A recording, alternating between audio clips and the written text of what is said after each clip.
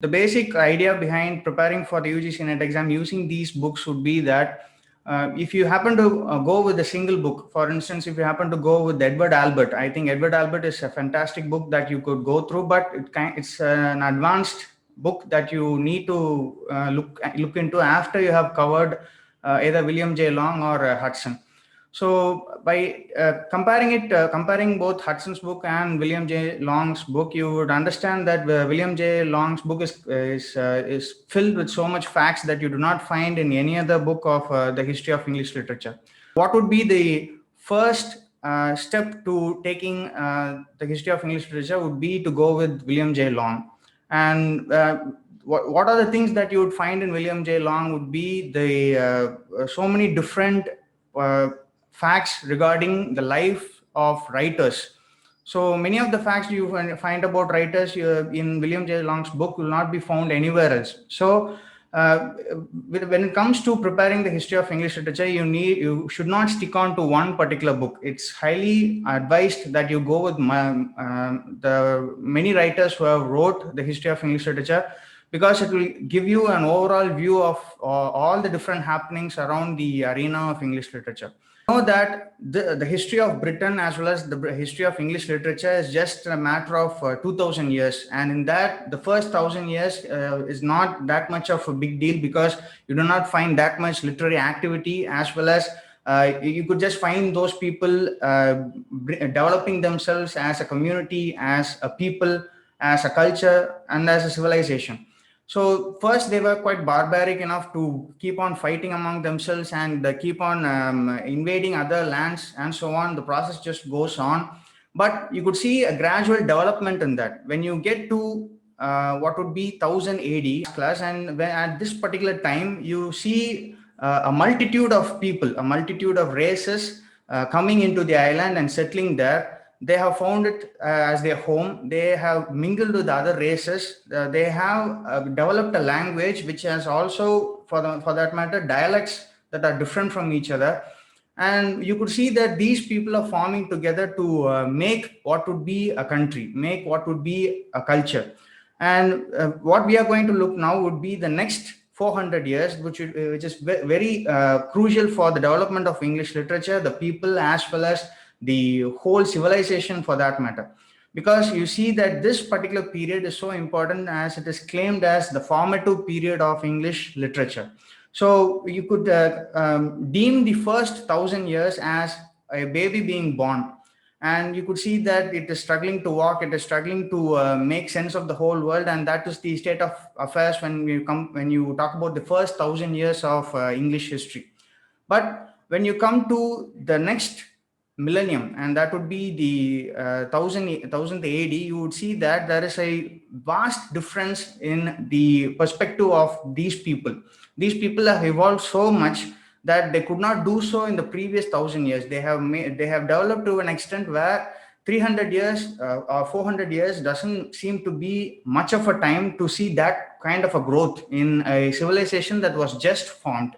As I have highlighted here, this is the actual period that we are going to look in today. This is the Middle English period. You could see a lot of developments when it comes to religion, politics, language, and so on. But this is the thing that we are going to focus on right now. So our Middle English period begins from actually 1066 AD, and it stems from 1100, 1200, 1300, and we have 1400 AD. And this is the period that we are going to deal with now. This is the Middle English period. And a lot of historical occurrences do happen in this period, which are primal for the development of language, people, as well as the English community. But we will take a look at it in a much briefer perspective, because we need to spend our time mostly on what would be the literary products of the age. And what were the historical occurrences that happened in this period? You see, the Normans invaded the island in 1066 AD. And after that, you see that the Crusades were beginning all over Europe. And for those of you who are not aware of what the Crusades are a bunch of wars that happened from the 11th to the 14th century all over Europe in order to for religious purposes. And the Crusades begin in this particular juncture. And as for those who did not know this fact, the great university, the prestigious University of Oxford was begun in 1096 AD, and this is something fascinating because even before 100 years before this, or 200 years before this particular point of history, we see a bunch of people who were fighting amongst themselves in the heptarchy, and 500 years before that, we see them arriving in England as barbaric people, and now these people have built what would be a university, a place of education. So this is the rapid state of developments that you could see in these 400 years of English history. So as this has been something that we have spoken about in the previous class, but I have to address it now also. The importance that we lay in the history of Britain is quite crucial to the study of English literature, because history has a way of affecting literature at the core, and you cannot leave it out when you're studying the history of English literature.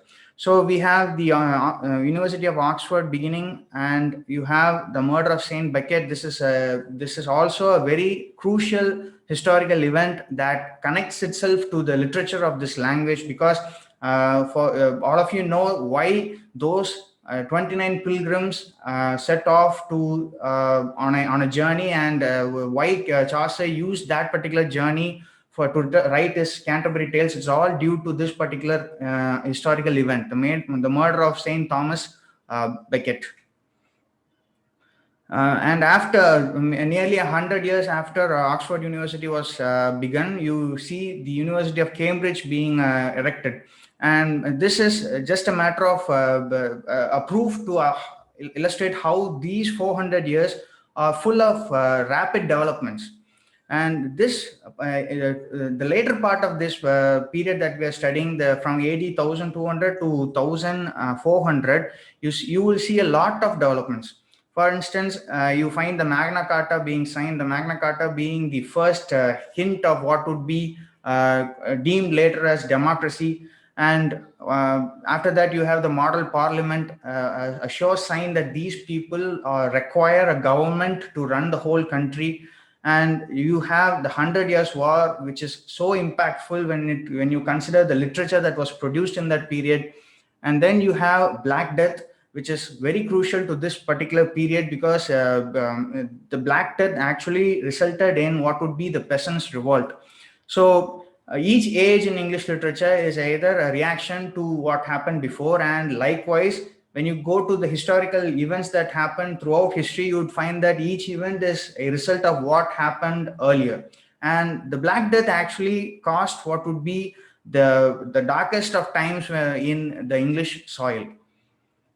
So these last 200 years of the 400-year Middle English period is much active when you compare it to the political aspects, the religious aspects, and the literary aspects. Because this 200 years, especially the last 100 years, which would be the grand age of where Chaucer lived, is much crucial to the study of this particular period.